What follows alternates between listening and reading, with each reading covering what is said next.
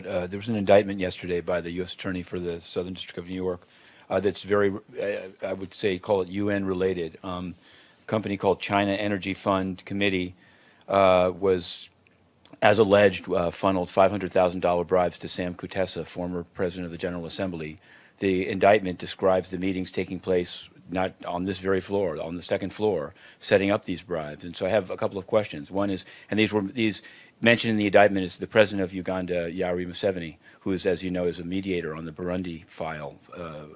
So I wanted to know, number one, after this indictment, what is the UN's Office of OIOS doing to look at the UN persons that implicated in it? Two, is China Energy Fund Committee still accredited by ECOSOC, and they seem to have a project with DESA, a $5 million project with DESA? And three, what does this mean for Mr. Kafando's and the Secretary General's view of the Museveni role in the Burundi mediation? Well, regarding the question of Burundi mediation, obviously he has a role separate and apart from the work of our envoy, Michel Kafando. You just heard a briefing from Mr. Kafando yesterday about what his work is on that. Regarding Mr. Kutesa, we don't have anything particular to say about his dealings as the foreign minister of Uganda.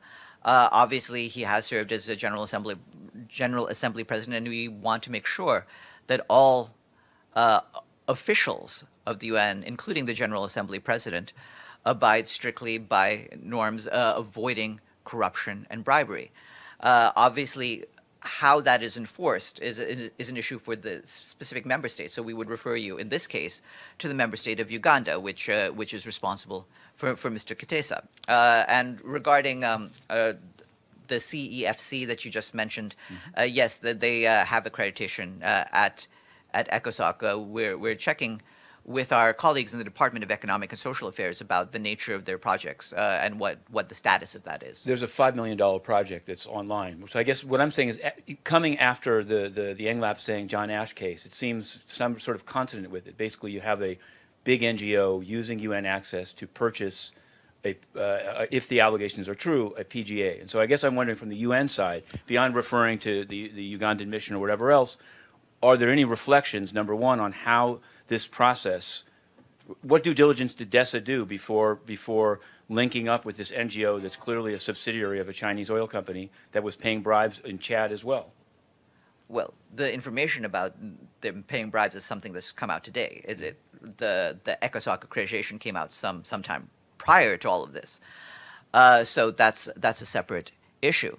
Regarding the sort of probity we expect from officials, including General Assembly presidents, of course, we know that they belong to member states, but we want them to uphold the highest standards. This is something we made clear during John Ash's time. This is something we're making clear now. And of course, I believe my colleague Brendan will have more to say about the presidency of the General Assembly regarding this.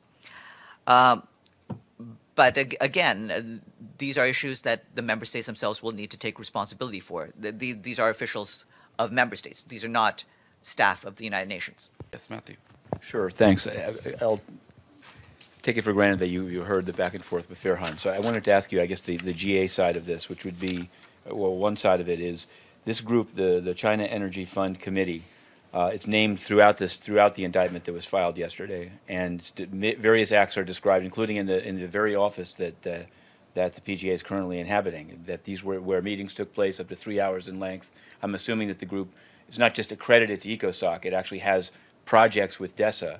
And I guess I'm wondering, maybe if you don't have it now, you could ask the President of the General Assembly, what does he think of this indictment and the way it describes not just about Mr. Kutesa,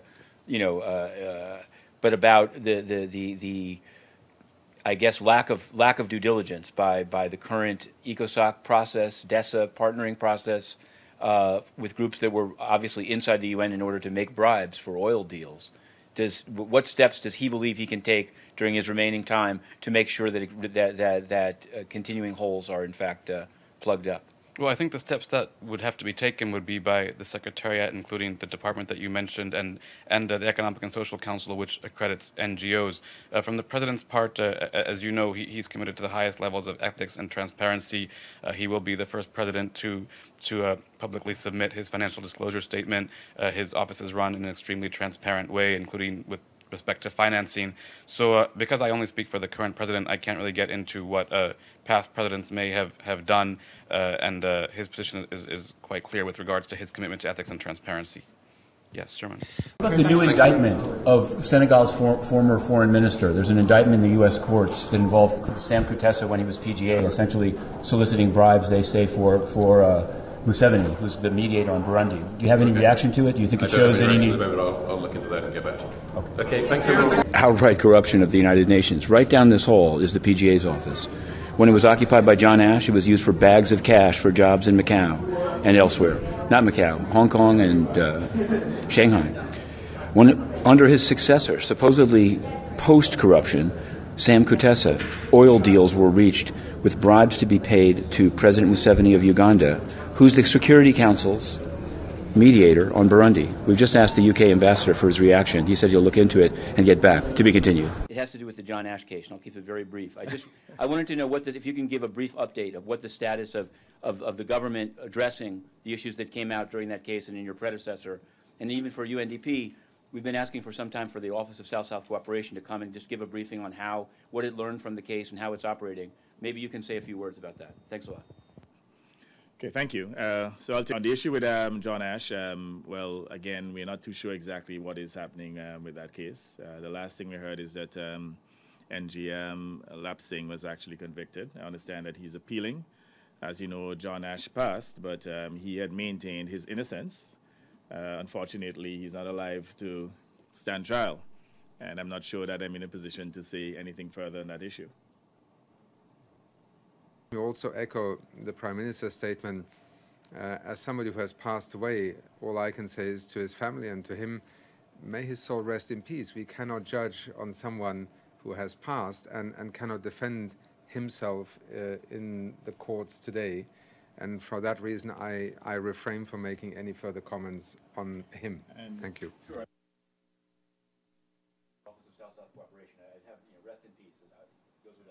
Question on Burundi, which was on the Council's agenda yesterday. There's been an indictment in the U.S. just filed yesterday regarding former PGA Kutesa. And the connection is, it is alleged by the prosecutors that President Museveni was paid bribes for oil concessions in Uganda. My question is, your statement yesterday, which I understood you would have read out had you done a stakeout, praised Mr. Museveni for his role in the Burundian mediation. In light of this new indictment, is there any rethinking of that? What do you think of it? Frankly, I didn't see that develop with this news. So yesterday, I'd asked you yesterday about this indictment, which is pretty damning in the sense of talking about this China Energy Fund Committee, UN, partner in a sense, being a bribery conduit to former President of the General Assembly, Sam Kutesa. And I noticed that yesterday there was on the Secretary General's schedule a photo op with the winners of the UN Energy Award at 5:45 that got canceled. I wanted to know, is that the same energy award that's funded by the China Energy Fund Committee? And if so, did the Deputy Secretary General go forward and speak at their event at 1 p.m. as was on her schedule? Was the money given out, and if it's their money, is it wise to be giving it out if in fact they've just been a large part of an indictment and the money perhaps should be, I don't know, returned, redirected? Can you answer that? Well, regarding the grant, well, first of all, regarding the event, no, there wasn't any photo op, and I don't believe that there were any remarks by either the Secretary General or the Deputy Secretary General.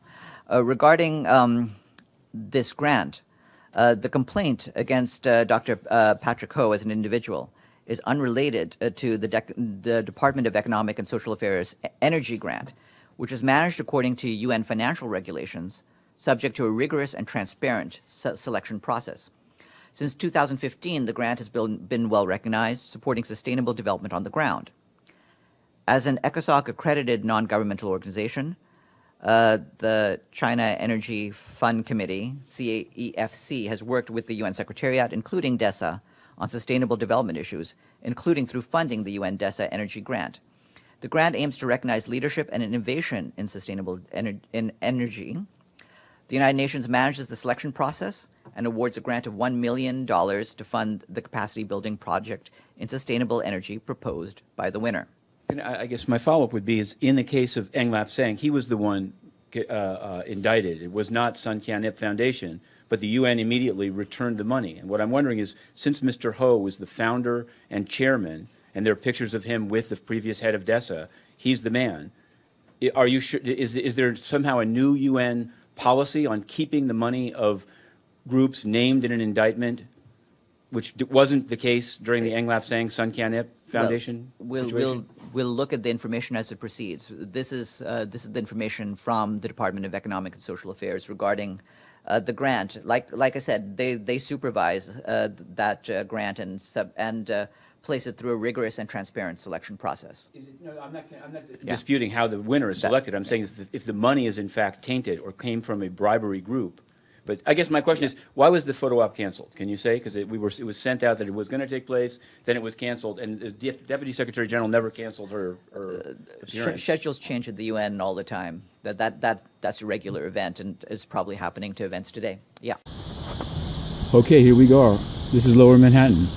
This is where we followed Eng Lap Seng when he was convicted of UN bribery. Now there's a new case, and the case involves Sheikh Gadio, former Foreign Minister of Senegal, and also Patrick Ho, the head of something called the China Energy Fund Committee, whose money was used even yesterday after the indictment by the UN, because the UN is corrupt. They cleaned up nothing after Eng Lap Seng. All they did was throw the press that reported on it in the street, and now we're back. The bail hearing is at 4 o'clock, so we've got to rush in through to courtroom 11B. A former foreign minister appealing for bail. 500 Pearl Street, the federal courthouse in New York. What we can report is as follows. Upstairs in courtroom 11B, before Judge Marrero, there was some pretty vituperative arguing. It was pretty serious. The federal defender was highly critical of the prosecution for, they said, delaying processing papers. Mr. Gadio, Sheikh Gadio to you, former foreign minister of Senegal, will be spending Thanksgiving in the MCC jail. He wanted to go to Maryland. There was some reference to the Eng Lap Seng case. There was reference to Jeffrey Yin, who I believe the same attorney represented. There was some questioning afterwards whether it's a geopolitical game to crack down on Chinese energy. What I can say is that the UN is corrupt. The allegations in the pleading are that, and the main player seems to be Patrick Ho, not Sheikh Gadio.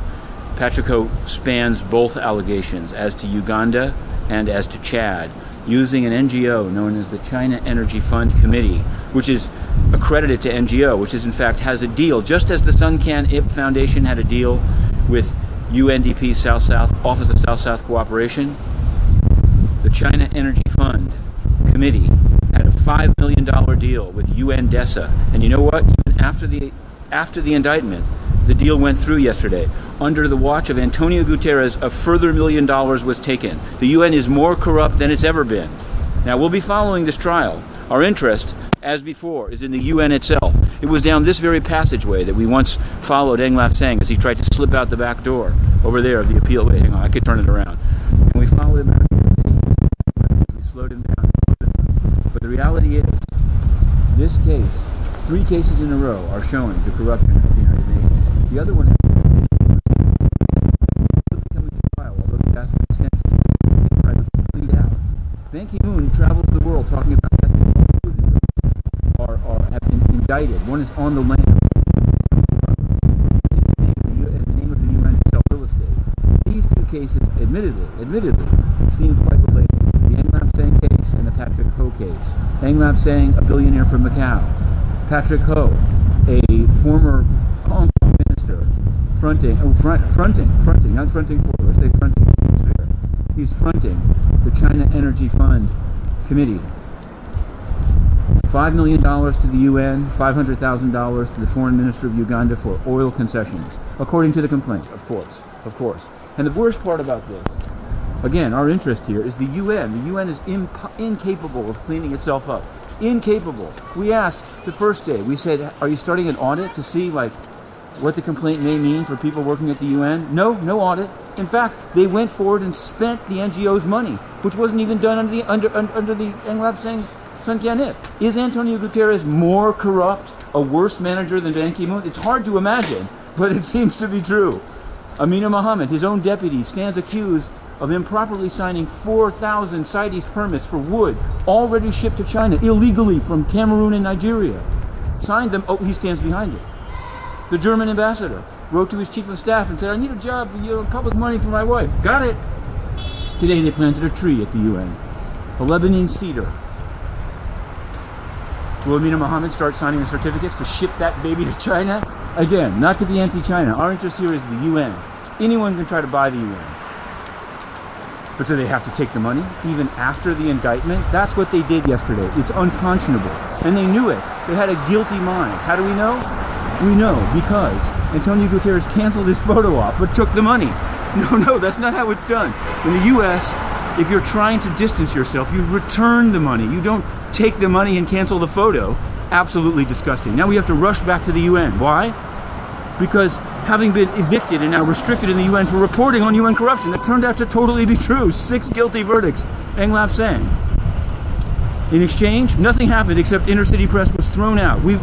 And none of it's been reversed under Antonio Guterres. Only worse. Hey, Ban Ki-moon's relatives sold real estate. They didn't sell trees. Fix it. Mend it or end it. We'll continue to cover the trial. To be continued on the other side of the subway. Okay, here we are, returning from the bail hearing in the case of U.S.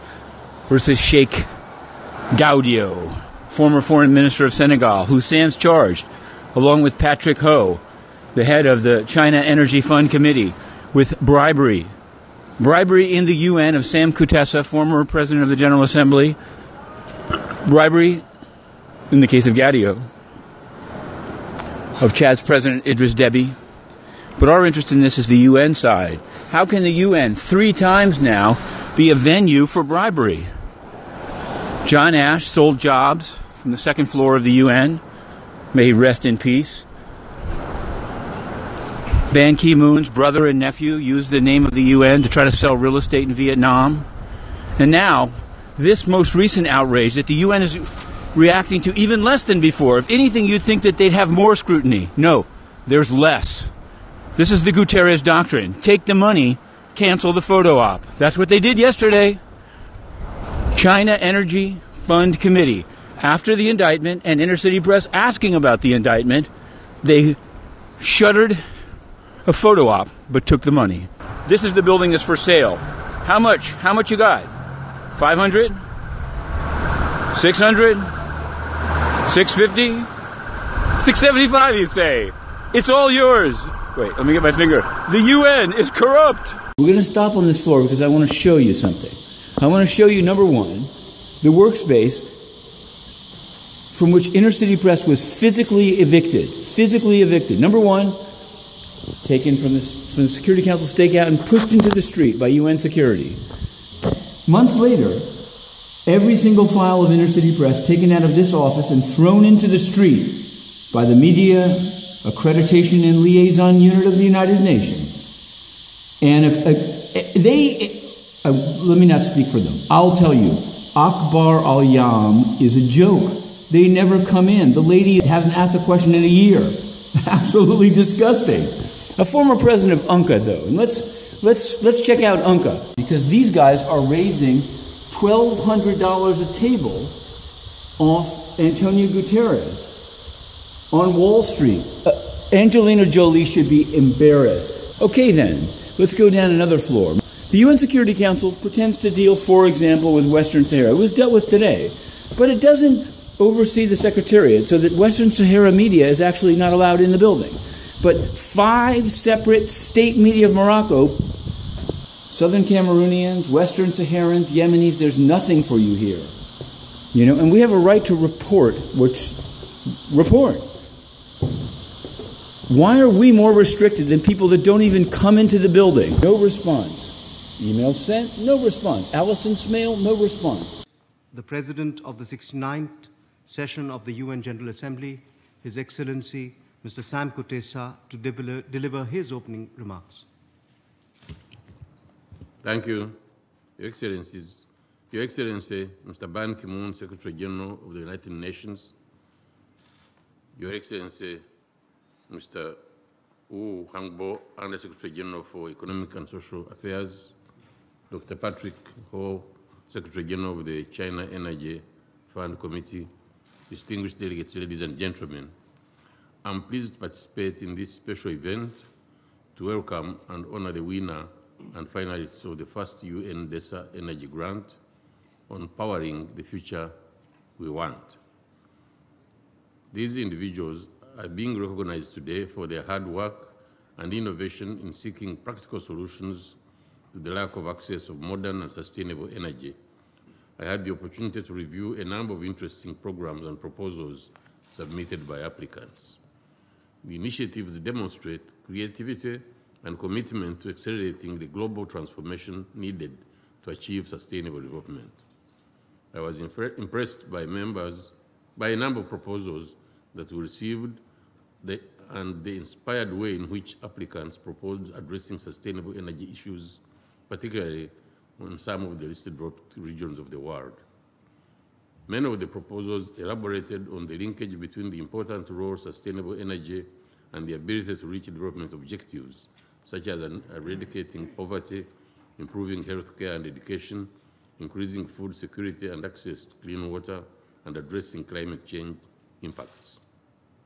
I congratulate the selected finalists for their commitment and leadership. Many represent organizations that are centers of excellence in their fields, where the principles and criteria for sustainable development are being put into practice for the benefit of humanity. Thanks a lot. Matthew Lee, Inner City Press, thanks a lot for this briefing. I wanted to ask about the ability of people that fled the country to be able to return to the country and vote, or to vote while they're still outside. But what steps are being taken so that when the vote is held, that the voting strength, I would assume of Muslims, but of others, isn't watered down by being chased out of the country? Mm-hmm. And I want to repeat or follow up on the question. There are these allegations there've been these allegations of sexual abuse, first by the Sangaris French troops, now by the MINUSCA forces themselves, that have given rise to a lot of questions here in headquarters. And I wonder, I'm not sure who the predominant victims of these are, but what does OIC think do you think that the UN has done enough? Ban Ki-moon fired Babacar Gai. Do you support that? Do you think more should be done? What do you think? Wow. Thank you, sir. Regarding the helping the refugees and internally displaced to be part of the electoral process, sexual abuse of children and so on, some bad things that happened there. What is more remarkable, of course, what is more remarkable is that the children have been victimized. Number two, it seems that the reaction was a bit perceived as being slow, but we all like the fact that the UN has reacted vigorously and has taken measures. And frankly, I don't think Mr. Babacar Gai, that I know personally and who is a friend and who is somebody, like international civil servant who has done a great job for the UN system for years, I don't think he was an accomplice or he was informed and he didn't do anything. It's just that he was also courageous enough to say, I'm the boss. Things happened under my watch.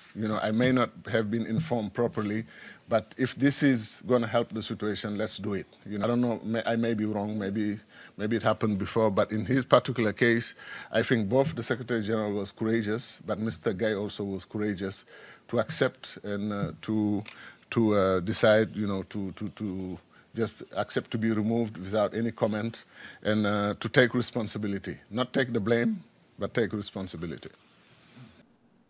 Okay, here we are, inside the United Nations. We've been reporting all day on the fallout of a major UN bribery scandal in which the China Energy Fund Committee, Patrick Ho, is accused, along with former Senegalese Foreign Minister Sheikh Gadio, of paying bribes to Chadian President Idris Deby and Ugandan Foreign Minister Sam Kutesa while he was UN President of the General Assembly, to buy oil contracts. The UN is a disgusting venue for corruption. But it's more than that, because after this indictment, Antonio Guterres still took $1 million and used it from CEFC,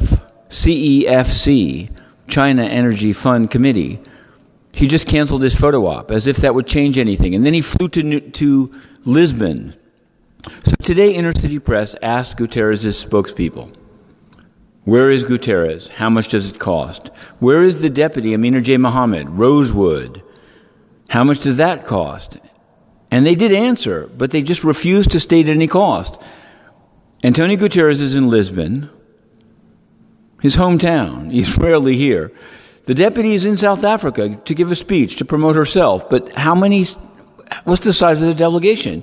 What's the cost? These are basic questions, but they're not answered. Well, the press corps here in the UN doesn't ask for those answers. They're going to sell Antonio Guterres for $1,200 a table in December.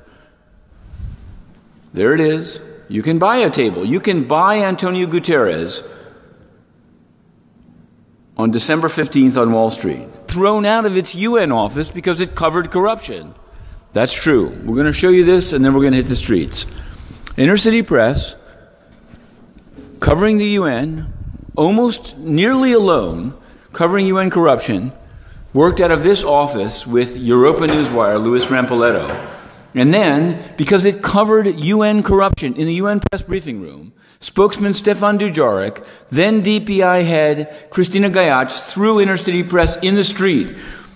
DPI's Malu oversaw the throwing of Inner City Press's files in the street and the putting in its office of an Egyptian state media, Akbar al-Yam, which never comes in, hasn't asked a question in more than a year. But now there's this is a third, 3 in a row, UN corruption scandal, and this time it's on Guterres and Amina Mohammed and the chief of staff. Yes, they took the money after the indictment. Even Ban Ki-moon returned the money. Not Antonio. Antonio has he's distracted. He's for sale on Wall Street, December 15th. Oh, we'll be there. Incredible. Or not. The UN is corrupt. Watch this.